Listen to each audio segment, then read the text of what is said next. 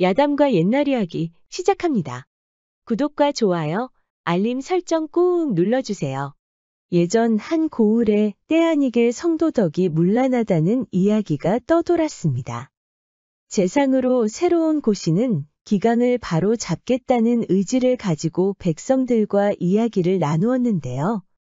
문제의 발단은 바로 여화라는 여인이었습니다. 듣기로는 보기만 해도 아주 유염하고 눈빛 하나로 남자들을 홀려서 정신을 못 차리게 한다는 것이지요.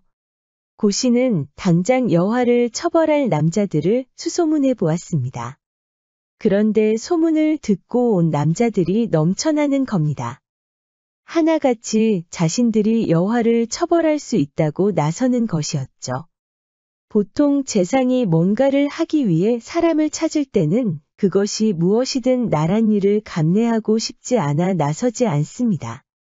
그런데도 다들 여화를 처벌하겠다고 나서는 것을 보면 여화의 그 미모 때문이 아닌가 싶었습니다.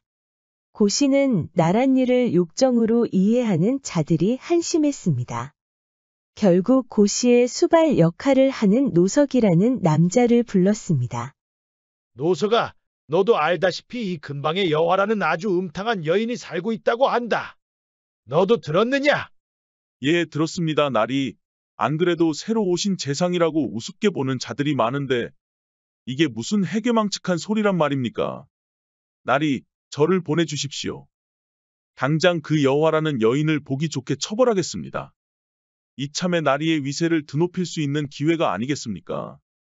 고씨는 노석이 참 대견했지요.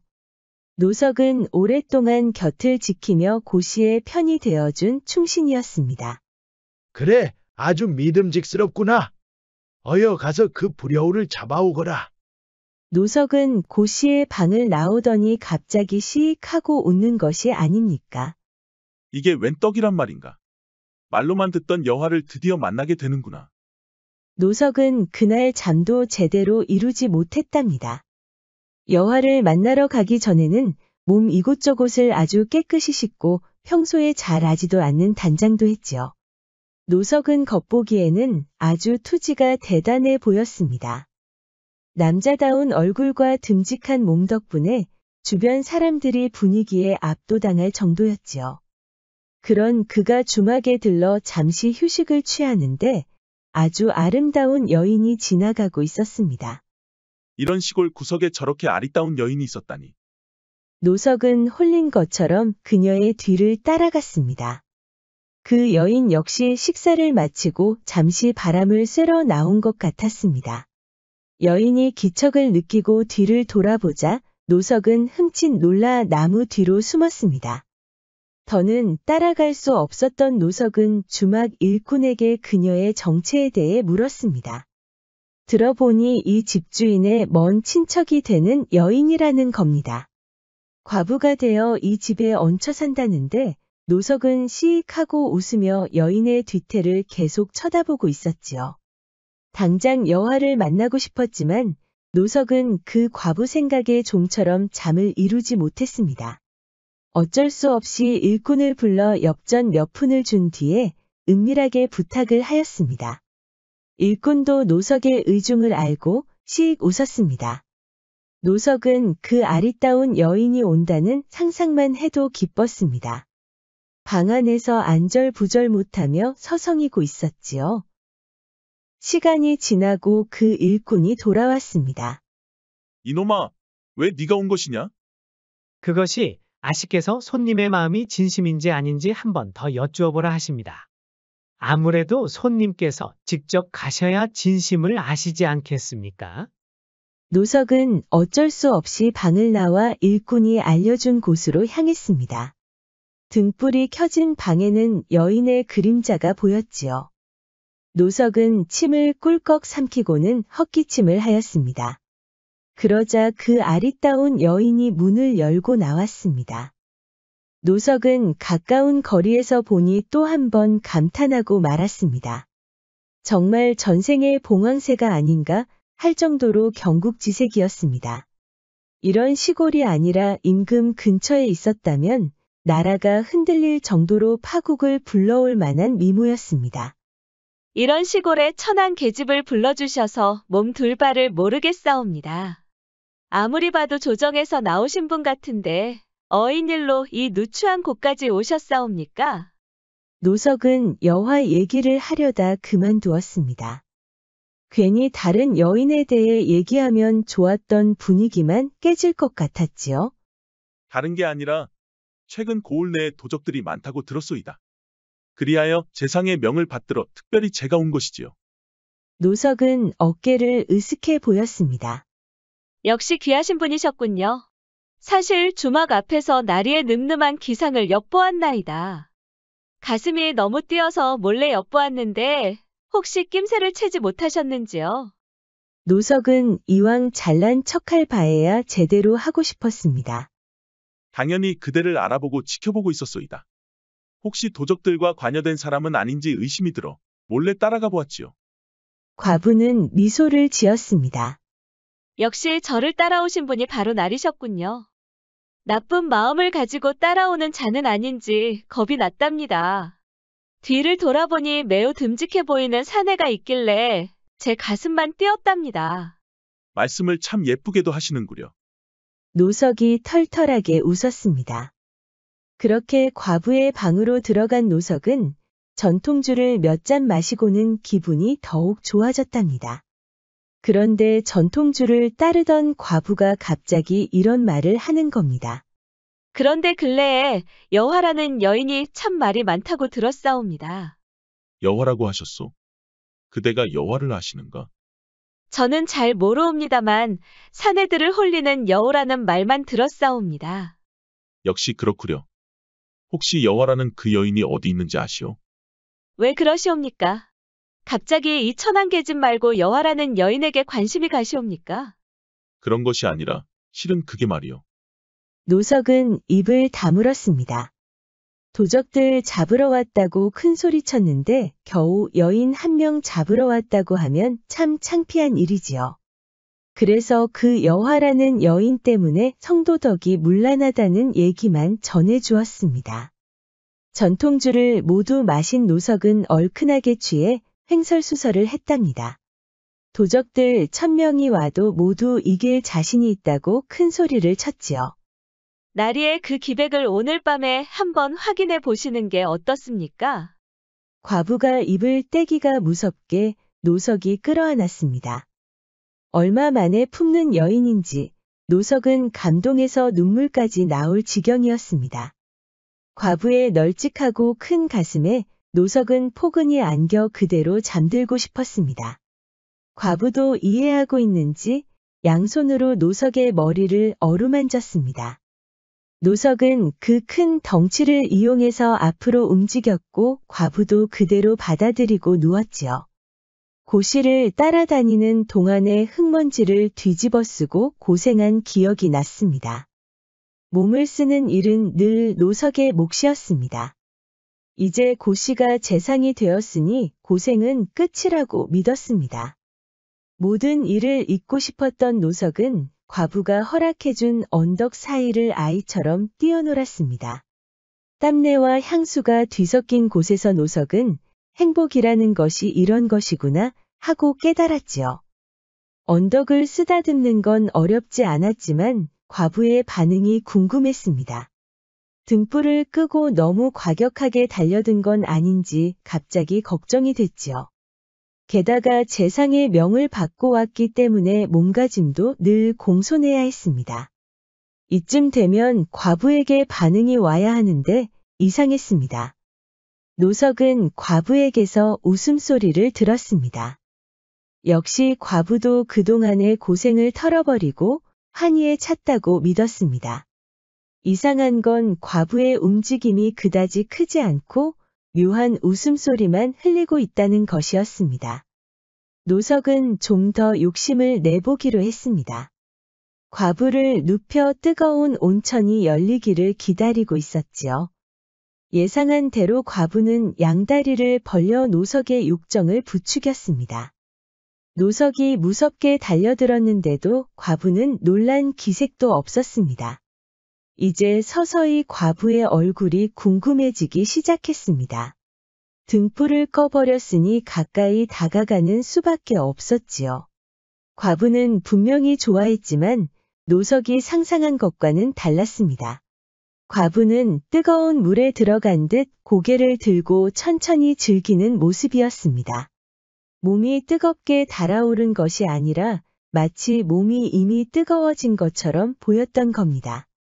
노석은 그 와중에 고개를 갸웃했습니다. 이제 보니 너무 몸을 사린 것 같아서 좀 더 과감해 보기로 한 겁니다. 그 듬직한 몸을 자랑이라도 하는 것처럼 옷을 훌훌 벗어버리고는 바닥을 짚고 힘차게 몸을 움직였습니다. 뜨거운 온천에 들어간 물건은 계속 뜨거워졌지요. 얼마나 시간이 지났는지 노석도 땀을 줄줄 흘리기 시작했습니다. 지금까지 고시를 따라다니며 온갖 굳은 일을 했지만 이렇게 땀을 흘리고 목이 마르도록 힘들었던 적은 없었습니다. 그까짓 잠자리라고 믿었던 노석은 후회가 밀려왔습니다. 그렇다고 해도 지금까지 여인과 잠자리를 아예 하지 않은 것도 아닌데 이것이 이렇게 힘든 일인 것인가 좀 이상했지요. 그렇습니다. 노석은 자정 넘어받기 환해지자 그제야 깨달았습니다. 아주 무서운 여인이구나. 노석은 지쳐서 이제 몸을 추스르고 싶었는데 과부는 아니었습니다. 그녀는 전혀 땀도 흘리지 않았고 몸도 완전히 뜨거워진 것도 아니었지요. 이제 몸이 식었구나 생각했는데 그게 아니었습니다. 노석은 호흡이 몹시 가쁘고 몸이 굉장히 뜨거워졌습니다. 이러다 정말 불덩어리에서 타 죽는 건 아닌지 걱정까지 됐지요. 그렇게 겨우 과부에게서 떨어진 노석은 내색하지 않다가 방 밖으로 나와 맑은 공기를 들이마시고 있었습니다. 코로 최대한 들이마시고 입은 쩍 벌리고 있었지요. 저 여인과 더 있었다가는 그대로 죽을 것이 분명했다. 노석은 너무 무서워서 과부에게 인사도 하지 못하고 떠났습니다. 아침이 되자 노석은 불이 나게 그 주막을 빠져나왔습니다. 원기가 모두 빠져나간 것처럼 몸이 금방 노쇠해진 것 같았습니다. 천하의 노석이 이게 무슨 꼴이란 말인가? 노석은 여화가 있다는 곳에 도착해 고씨와 약속한 한량과 만났습니다. 한량은 미리 여화의 위치를 파악하고 당장 잡아들여 노석에게 데려왔습니다. 여화란 년을 내 손으로 처벌하고 어서 고향으로 돌아가야겠다. 한약이라는 한약은 모두 써봐야지. 아니 되겠구나. 갑자기 어지러워진 노석은 머리를 짚고 가볍게 흔들었습니다. 그때 한량이 여화를 데리고 나타났습니다. 여화는 너울을 하고 있어 얼굴이 보이지 않았습니다. 네가 바로 여화렸다. 재상께서 성도덕을 문란하게 하는 너를 처벌하라고 명하셨다. 듣자 하니 네 손을 거친 사내들이 모두 힘을 제대로 못 쓰고 농락을 당했다지. 그때 옆에 있던 한량이 거들었습니다. 저 또한 듣자 하니 여호와의 손에 들어온 사내들은 하나같이 죽을 고비를 넘겼다고 합니다. 무엇이라? 어찌 그러한가? 자세한 얘기는 듣지 못했습니다만 사내의 원기가 모두 빠져나가니 당연히 목숨의 위협을 느꼈겠지요. 노석은 피식하고 웃었습니다. 네가 주작이라도 한다는 말이냐? 설마 그 수많은 사내들에게 몰래 독약이라도 먹인 것이냐? 그때 노석은 압불싸했습니다. 한량은 노석의 낌새를 모르고 하던 말을 계속했습니다. 처음에는 소복을 입고 주막 같은 곳에서 사내들을 홀린다고 합니다. 당연히 그 미모에 빠져 주변에 물었다가 결국 여화가 있는 방에 들어가지요. 어떤 자신만만한 사내가 달기 울 때까지 버텨보았으나 쓰러져 정신을 잃었다고 합니다. 그 사내는 죽었는지 살았는지 알 수가 없습니다. 노석은 침을 꿀꺽 삼켰습니다. 얼굴을 보이거라. 너울을 벗자 예상한 대로 그 과부였습니다. 알고 보니 여화가 자신을 잡으러 온다는 말을 듣고 미리 선수를 친 것이었습니다. 여화는 당황한 노석을 쳐다보더니 그 매혹적인 미소를 짓는 겁니다. 노석은 풀썩 주저앉아 버렸지요. 여화가 아직 건재하다는 소문은 금방 퍼졌습니다. 재상이 보낸 믿음직스러운 남자가 보기 좋게 당했다는 얘기가 돌자 고씨는 곤혹스러웠지요. 노석은 볼 면목이 없어 고시를 찾아오지도 못하고 고향으로 돌아가 버렸습니다.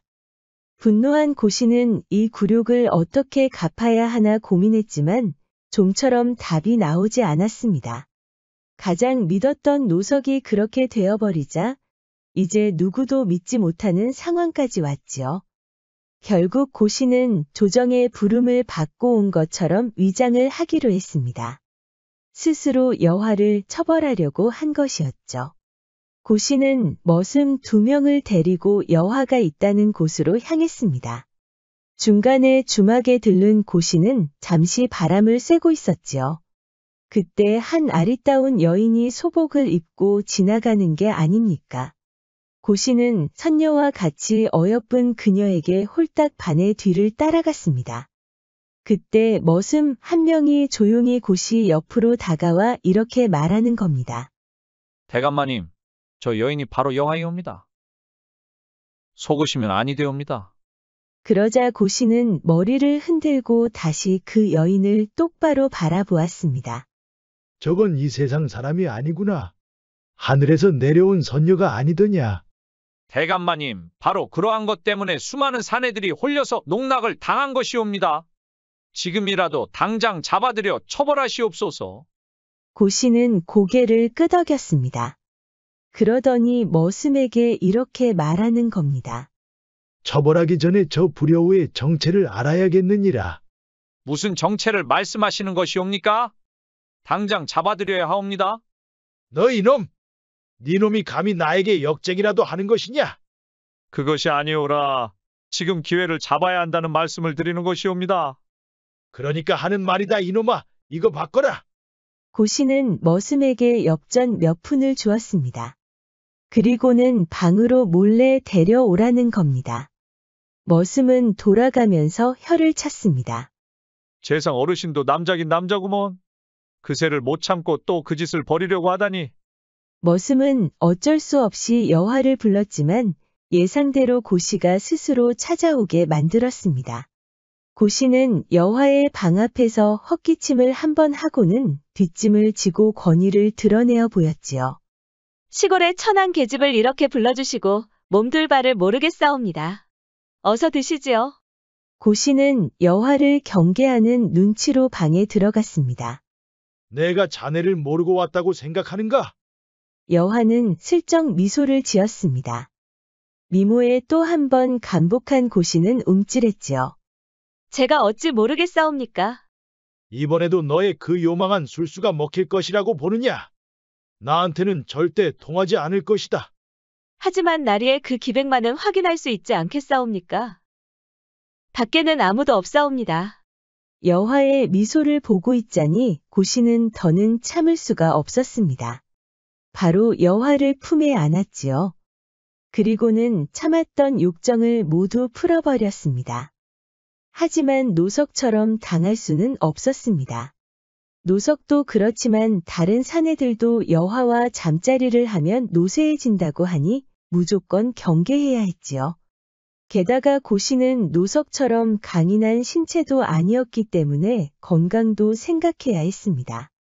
그래서 고시는 여화와 어느 정도 시간을 보내고 나면 바로 방을 나올 생각이었습니다.